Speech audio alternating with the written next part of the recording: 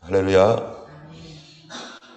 네, 오늘 말씀은 계속해서 큰 악어인 애국 왕에 대한 말씀과 죽은 자들의 세계로 내려가게 되는, 죽음 가운데로 다 무너지게 되는 그런 강력한 사람들에 대한 말씀입니다. 에스겔 이 말씀은 이제 12째 해 12째 달 초하루라고 이렇게 되어 있습니다. 이것은 BC 585년 12월 1일입니다. 그러면 BC 585년 12월 1일이라면은 이스라엘이 예루살렘이 망한 게 BC 586년 이 4월 9일, 오늘날로 말하면요, 4월 9일 날 아부월 9일에 이스라엘이 멸망을 했는데요. 그로부터 시간이 약 얼마 지난 겁니까? 1년 7개월 정도 지난 그때입니다. 이미 예루살렘 성은 불타버렸고, 그리고 예루살렘 성전도 파괴되어 버렸고, 그리고 하나님의 성전에 있었던 그 시은자, 법궤도 어디로 갔는지 지금 모르는 상황에 이스라엘 전 민족은 세계로 뿔뿔이 흩어지고, 남아있는 사람들은 다 상처를 받은, 그래서 그 가족 안에 남편이나 아내나 자녀들이 그 초상이 없는, 초상 치르지 않은 집이 없을 정도로 모든 사람들이 초토화된, 그러한 다 그 삶이 무너져버린 그런 땅 가운데 살고 있는 이스라엘, 예루살렘. 그런데 이 바벨론에 끌려와 있는 그 사람들은 그곳에서 지금 노동을 하면서 이 식민지 백성, 포로된 백성으로서 이곳에 살고 있을 때 하나님께서 지금 에스겔을 통해서 이 말씀을, 그 즈음에 말씀을 주고 있는 것입니다. 이 예루살렘의 그 형편은 어떠한가? 아직 이 애굽은 망하지 않은 상태입니다. 그래서 이 예루살렘이 망한 뒤에 그러니까 4월 달에 예루살렘이 망하고, 그리고 5월 달에 곧바로 바벨론이 그달랴라는 총독을 예루살렘에 세워놓고 자치적으로 예루살렘이 돌아가도록, 그래서 총독제를 실시했어요. 그럴 때 이 총독제를 통해서 이제 바벨론의 군대가 여기에 많이 머물지 않아도 될 정도로 되었고, 소수의 군대만 머물러 있는 상황입니다. 그런 상황에서 이제 친바벨론의 사람이긴 하지만 그래도 백성을 사랑하는 그달랴, 하나님께서 바벨론에게 항복하라고 했는데 이스라엘은 항복하지 아니하고 계속 저항을 했었는데, 하나님이 그 가운데서도 긍휼을 베풀어서 그달랴를 총독으로 세웠어요. 다른 민족이 아닌 같은 민족 사람, 그리고 그 사람이 이스라엘을, 자기 민족을 사랑하는 사람이죠. 그래서 이 사람을 총독으로 세워서 그나마 예루살렘과 온 유다가 다시 회복할 수 있는, 다시 숨을 쉴 수 있는 그러한 그 상태로 갔는데, 근데 문제는 여기서 애국주의자라고 하는 사람들, 바벨론을 반대하고 애국을 좋아하는 그런 사람들, 이 이스마엘이라고 하는 이 사람을 따르는 많은 사람들이 이 그달랴 총독을 죽입니다. 그달랴 총독을 죽이고 나니까 이제 이 겁이 나서 어떤 일을 합니까? 예레미야를 찾아오죠. 그 당시에 이 5월 달에 약 두 달 조금 안 되는 기간에 이 바벨론에서 그달랴를 총독으로 세웠는데, 근데 이 총독을 7월 달에 그들이 죽여요. 그러고 나서 이제 예레미야를 찾아와 가지고 우리가 여기에 있는 게 좋겠냐, 아니면 애굽으로 도망가는 게 좋겠냐. 그들 생각은 뭐였었죠? 당연히 애굽으로 도망가는 게 하나님의 뜻이라고 생각을 하고, 당연히 그럴 거라고 생각하고, 그러나 하나님께 그래도 물어보자, 이 생각으로 와가지고 그 예레미야에게 말을 했더니, 예레미야에게 주신 하나님의 말씀 뭐였습니까? 너희가 애굽으로 가면 반드시 망하리라. 애굽으로 가면 반드시 심판받을 것이다. 그러니까 여기 있어라. 왜 애굽으로 가지 못하도록 하나님 막으셨습니까? 인간적인 생각으로는 당연히 애굽으로 가는 것이 살 수 있는 길인데, 왜 이스라엘 백성, 유다 백성이 그 어려운 가운데서도 애굽으로 가지 못하게 만들까요? 왜일까요? 애굽이 곧 멸망하기 때문입니까? 그동안 애굽을 이스라엘이 의지했기 때문입니까? 그거보다 더 근본적인 이유가 있습니다. 그거는 바로 출애굽할 당시에 하나님께서 뭐라고 말씀하셨어요? 다시는 애굽으로 가지 마라. 몇백 년 전 얘기입니까? 이게 지금. 출애굽 당시가 약 1500년, BC 1500년, 1400년, 1500년 그 어간인데, 그런데 그로부터 한참 지났어요. 지금은 BC 586년이에요. 그러면 약 1000년 가까이, 1000년 조금 안 되는 그런 기간 전에 있었던 그 하나님의 말씀, 그 말씀이 1000년 동안 여전히 이어지는데 하나님은 변하지 않아요.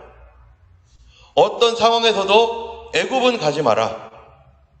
바벨론에 항복하는 것은 하나님의 뜻이었지만 애굽으로 가가지고 도와달라고 하는 것은 언제적 얘기입니까? 하루 전 얘기죠. 왜요? 하루가 며칠 같아요? 1000년 같고 1000년이 하루 같으니까. 하나님께서는 인간의 시간으로는 1000년 전에 얘기했던 거, 그러나 하나님께는 어제 얘기한 거죠. 근데 우리는 시간이 많이 갔다고 하나님이 잊어버리고 하나님이 변경했을 것이라고 생각하지만, 우리에게 약속하신 하나님의 말씀은 하나님 입장에서는 바로 어제 한 얘기입니다. 여러분, 우리가 하나님께서 우리의 삶 가운데서 어떠한 약속의 말씀을 주시거나 어떤 메시지를 주실 때, 내 인생에 어떤 특별한 약속을 주시고 꿈으로 말씀해 주시고 감동으로 말씀해 주시고 성경 볼 때 특별한 어떤 하나님께서 나에게 주신 그 감동의 말씀, 우리에게 들려주신 말씀, 그거 우리 입장에서는 얼마나 지났어요? 저도 지금 20년 가까이 지난 말씀도 있어요. 20년 가까이. 아직 안 이루어졌죠? 어떤 사람은 30년, 40년 가까이 지난 말씀이 있습니다. 우리는 기억이 가물가물할 수 있어요. 도대체 이게 언제 이루어지나? 이거는 이제는 더 이상 이루어지지 않을 얘기인가 보다. 어떻게 해야 되나 하고 있을 때 우리가 이미 어떤 것들은 마음을 포기하고 내려놓고 몰라 이제 하나님 그때 그거 그냥 내가 한참 믿음 좋을 때 잘못 들었나 보지 뭐. 또 한참 그냥 내 생각으로 들었나 보지. 그런데 하나님 입장에서는 몇 년 지난 거예요? 몇 년이 뭐예요? 몇 년이? 하루도 안 지난 거예요. 몇 초 전에 얘기한 거예요. 몇 초 전에. 하나님 입장에서는. 왜요? 1000년이 하루 같고 하루가 1000년 같으니까. 우리한테야 20년이 지나고 30년 지난 거지만 하나님에게는 조금 전에 얘기하신 거예요. 우리 하나님의 성품을 배워야 됩니다. 여러분, 예수님을 믿으면서 우리는 어떤 사람입니까? 하나님의 시간, 영원이란 시간 가운데 하나님 역사하시는 하나님인데 우리는 얼마나 조급한 사람입니까? 하나님께서 곧 오리라, 예수님께서 그러셨어요. 내가 곧 오리라, 준비하고 있어라. 우리는 수십 대, 수백 대가 지났어요. 2000년 지났어요. 근데 우리는 낳고 죽고 하지만, 그러나 하나님 앞에서는 그 낳고 죽고 있는 그 인생 가운데 주님 뭘 보십니까? 주님은 하나님의 약속을 지금도 지키고, 그리고 그 지킨 약속을 어떻게 해요? 누구에게 물려줘야 돼요? 우리 후손들에게 그대로 물려줘야 되는 거죠. 하나님은 이 모든 것들을 다 보고 있는데 이 안에 있는 아주 짧게 반딧불처럼 반짝반짝거리는 우리의 인생, 반짝반짝거리는 인생 가운데 하나님께서 뭐를 원하시는가? 바통을 이어주기를 원하는 거죠. 곧 주님이 여기에 오실 텐데 그 바통 이어받아서 계속 이어져 내려가는 거예요. 그 말씀을 그대로. 우리 입장에서야 500년 전, 1000년 전 아직도 이루어지지 않았고 아직도 주님은 침묵하고 있는 것 같고 우리는 이 땅에서 힘들고 고생하고 어려워하는데 주님은 아직도 아무 소리 없는 것 같지만, 참된 믿음은 뭡니까? 나도 주의 진리의 말씀을 받고 이 말씀 가지고 있다가 말씀을 맡은 자로 나도 누구에게 그 다음 사람에게 물려줄 수 있도록 나도 이 말씀으로 나도 단련되어야 되고 나도 지켜져야 되고 이 말씀 붙들고 살다가 내 때에 이루어지지 않으면 아들아, 우리 후손들아, 이 말씀 계속 이어가라. 계속 이거를 지켜가라. 여러분, 그러나 시대가 지나가면서 어떤 현상이 일어납니까? 점점 흐릿해진다는 거예요. 시간이 지날수록 흐릿해진다는 거죠. 그래서 처음 주님 주셨을 때, 그리고 그 다음 베드로가 받았을 때, 그리고 속사도로서 베드로 이후에 마가가 받고 그 이후에 마가 이후에 또 마가의 제자들이 있겠죠? 그런 사람들이 받으면서 환난과 어려움을 당하면서 계속 이어져 내려왔는데 시간이 지나면서 깜깜무소식.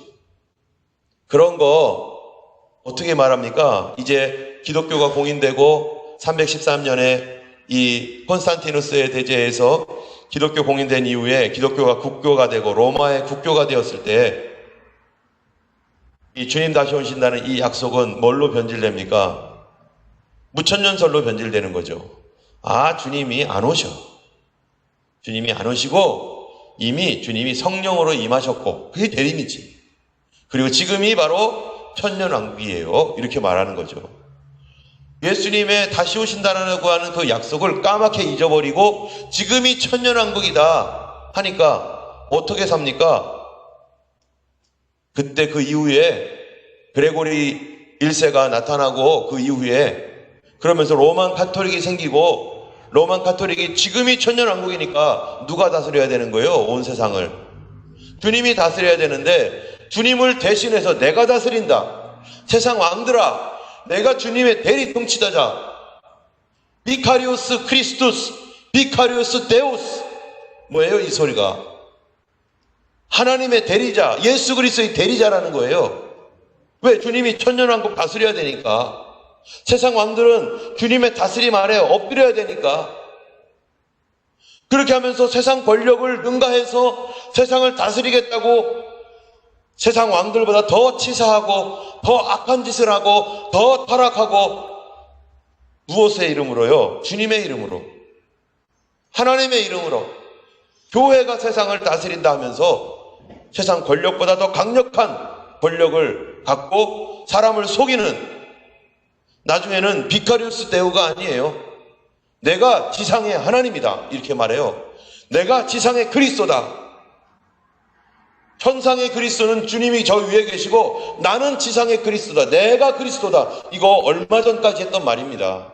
수천 년 전 했던 말이 아니라 이 21세기에 했던 말이에요. 자기가 지상의 그리스도예요. 왜 이렇게 됐습니까? 교회가 세상을 다스린다. 천년왕국, 여기가 천년왕국이고, 이러한 생각으로 사람들이 철저히 세뇌당하고, 그리고 왕들도 그 말 앞에 무릎 꿇고 엎드리고 신앙이라는 이름으로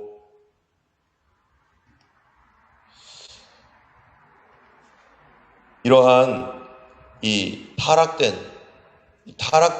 이 시대 가운데 오늘 우리가 여기 있습니다. 오늘 여기가 우리가 있는 이 상황에서 이 마지막 때에 우리는 뭐를 붙들고 있는가? 주님 안 오신다고 말하고, 그래서 프란체스코 교황 뭐라고 말합니까? 주님이 오신다라고 생각하고 말하고 성경을 문자대로 해석하는 그 사람들은 뭐예요? 근본주의자, 극단주의자, 테러리스트와 맞먹는 그런 위험한 존재라고 말하는 거 아니에요? 누가요? 바로 교회라고 하는 타락된 그런 교회들. 지금이 천년왕국이니까. 그리고 지금도 그래서 무슨 꿍꿍이 속을 갖고 있습니까? 잠깐 잃어버린 그들의 권세를 다시 회복하고자 세상 권력과 함께 야합을 해서 앞으로 뭐 하겠다는 거예요? 다시 교황이 다스리는 세상, 다시 온 세계 종교를 하나로 뭉쳐가지고 온 세계 종교를 가톨릭의 치마포 가루로 다 들여보내가지고 우리가 다시 그리스도의 대리자가 되어서 세상을 다스리겠다. 그래서 가톨릭이 혼합주의가 되는 이유가 뭡니까? 세상 종교를 다 다스려야 되니까 여러분 이 제국이라고 하는 말, 제국, 알렉산더 제국, 그다음에 로마 제국, 이런 제국은요 항상 어떤 문화를 갖고 있습니까? 단일 문화를 갖고 있지 않아요.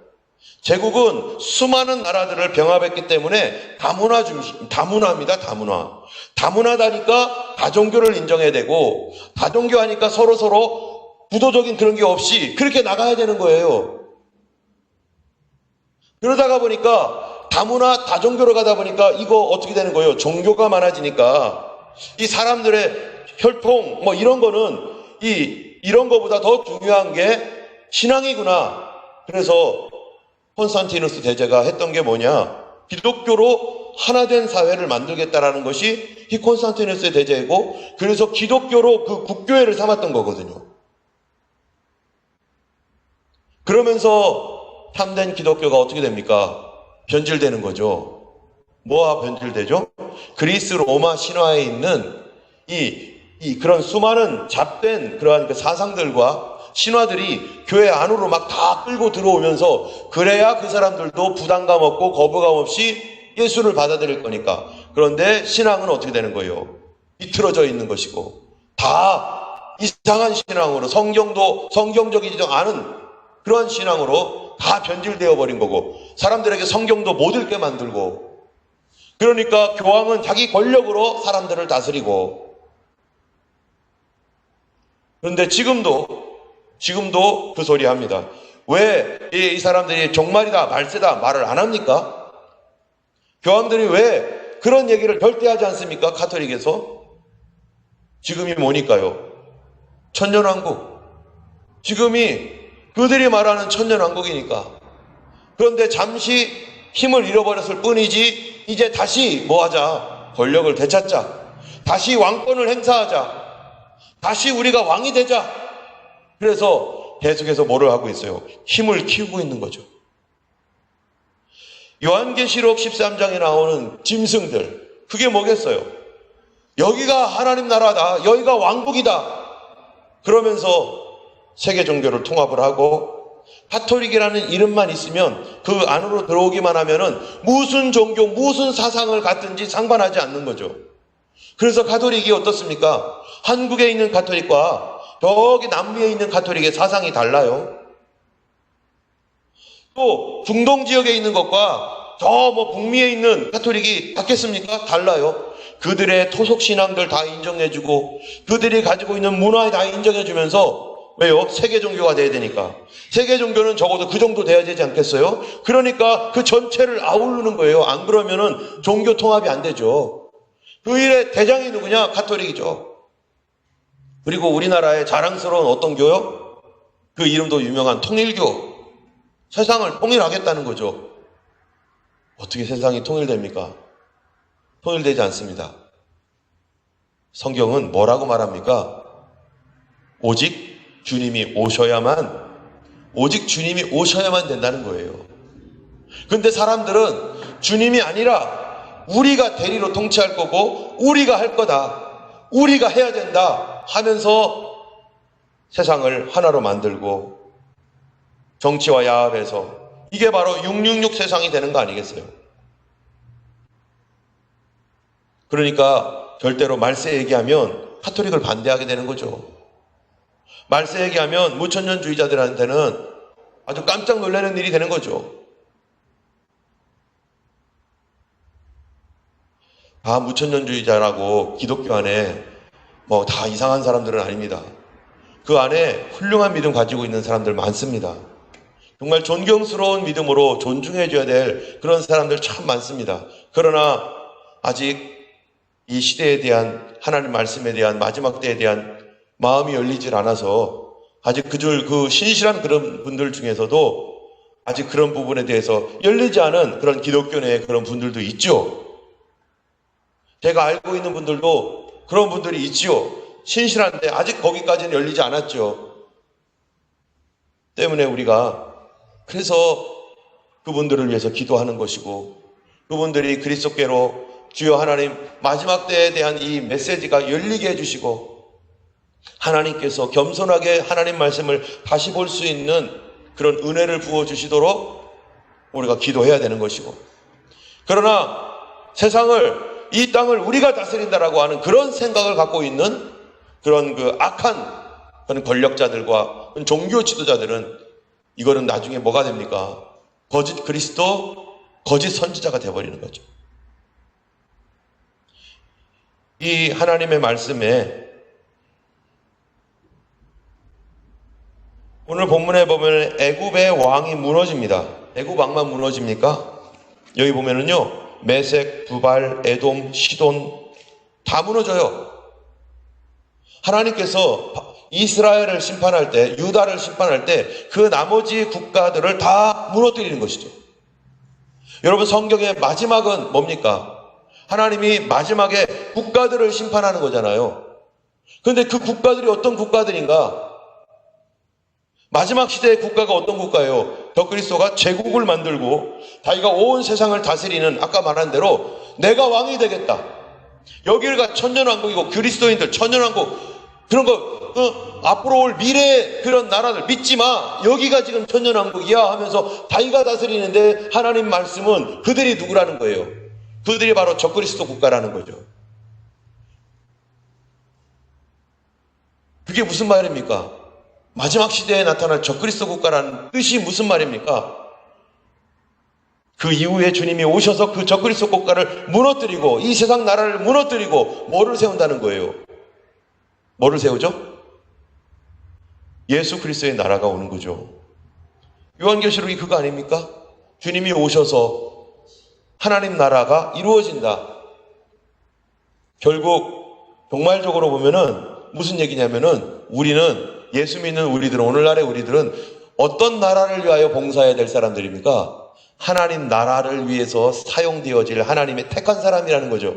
사탄은요, 하나님 나라를 망치고 하나님 나라를 오지 못하게 하고 사람들로 하여금 하나님 나라를 바라보지 못하게 하기 위해서 그 전에 적그리스도 국가를 세워서 하나님 나라를 방해하고, 자기의 미리 와가지고 뭐 하는 겁니까? 666 켜든지 하여튼 뭐든지 간에 우상숭배해서 이미 사람들의 마음을 다 홀려버리고 회개할 수 없는 존재로 만들어버려서 이제는 영원한 멸망으로 가게 하기 위하여 사단이 역사하는 것. 결국 성경에 있는 말씀은 뭡니까? 창세기 때부터 시작해서 요한계시록까지. 창세기는 에덴 동산에 하나님 나라를 만들었습니다. 그런데 이 나라가 타락되었습니다. 그래서 세상 왕들이 다스립니다. 아브라함을 택했습니다. 그리고 주님께서 말씀하시는 것입니다. 메시아가 올 것이다. 그리고 이스라엘이 만들어지고 그들은 메시아를 기다리는 것입니다. 주님 메시아 오게 해주세요. 주님이 오셨습니다. 그러나 그들이 알아보지 못하고 예수님을 죽였습니다. 메시아가 와서 뭐를 하기 때문에 그들은 그 예수님을 죽입니까? 메시아가 오면 이스라엘을 세계 가장 강력한 나라로 만드는데, 예수님은 이스라엘을 강력한 나라로 만드는 게 아니라 우리 죄를 위하여 죽으니까 이건 메시아 아니네 하고 오해하고서, 그들의 생각 속에 구약시대의 말씀 속에는 뭐가 있냐면은 메시아가 오셔서 하나님 나라를 만드신다. 그런데 그들은 민족 국가를 생각하고 있었던 것이죠. 그리고 자기의 육신의 나라를 생각하고 있었던 것이죠. 그런데 예수님이 오셔서 십자가에 달려 죽으신 이유가 뭡니까? 온 세상을 구원하여 이 온 세상 가운데 하나님 나라가 오도록 하는 것이 주님의 생각이었고 주님의 뜻이었기 때문이에요. 그래서 예수님도 이 땅에서 뭐라고 기도합니까? 하늘에 계신 우리 아버지, 이름이 거룩히 여김을 받으시오며, 뭐가 임하달라고요? 나라에 임하옵시며 뜻이 하늘에서 이룬 것 같이 땅에서도 이루어지리라. 주님의 기도 이루어지지 않겠어요? 주님의 기도가 이루어질 거죠. 우리는 주님의 기도를 이루기 위하여 하나님이 선택하신 하나님의 백성입니다. 그런데 하나님의 백성이 되기 위해서 먼저 피로 씻어야 되니까, 그 나라 백성 만들기 위해서 주님의 피로 씻어야 되니까 우리를 피로 씻으셔서 하나님 나라 백성 만드시고, 지금까지 그 주님 다시 오신다는, 주님이 그 당시에는 하나님 나라 이 땅에 주님의 나라를 만들지 않았어요. 그 나라를 만들기 전에 뭐부터 만드는 거예요? 하나님 나라의 백성들부터 만들어야죠. 하나님 나라에 들어갈 하나님의 백성을 만들어야 되는 거죠. 그 일을 위하여 예수님 피 흘려 죽으신 거예요. 하나님 나라 백성은 어떻게 백성이 됩니까? 예수의 피로, 예수님의 피값을 지불하고 예수님께서 피를 흘려 낳은 백성들, 바로 그것이 거듭나고 성령 받은 하나님의 백성들이고, 우리들이 바로 예수 그리스도의 신부고, 우리가 바로 예수 그리스도의 군대가 되는 것입니다. 우리는 그냥 불쌍하니까 구원받은 존재가 아니라 어느 나라 백성이 되게 하려고요? 하나님 나라 백성 되어서 주님의 나라를 이루는 일에 쓰임받게 하려고, 그래서 그 나라를 상속받게 하려고요. 어떻게 했어요? 개국공신처럼 되어서 나라가 세워질 때 함께 일했던 사람들 뭐합니까? 다 왕이 와가지고 나라를 딱 만들면 다 뭐 시키죠? 개국공신들. 큰 제국이 되면 너 이쪽 나라 왕해, 너 저쪽 나라 왕해, 너는 저기 나라 왕해. 천년 동안 뭐 한다고요? 왕노릇하리로다. 세세토록 왕노릇하리로다 했던 요한계시록의 말씀이 바로 우리가 하나님 나라의 백성으로, 하나님 나라의 일꾼으로, 하나님 나라의 영광을 위하여 우리가 부름받은 하나님의 백성입니다. 그래서 이 믿음이 계속 전달되어 오면서 주님 다시 오실 것이다, 그때까지 주의 백성으로서 하나님 나라를 위해 살아라 라고 우리에게 이 믿음의 약속의 말씀을 계속 이어주셨고, 지금까지 온 것이고, 그 주님의 나라가 이루어지기 전에 누구 나라가 생긴다고요? 저 그리스도. 하나님 나라를 오기 전에 그들이 방해하기 위해서 저 그리스도 나라가 세우지만, 그러나 거기에 주님의 백성들에게 뭐랍니까? 내 백성아, 거기서 나와서 그들이 받을 벌을 받지 말아라.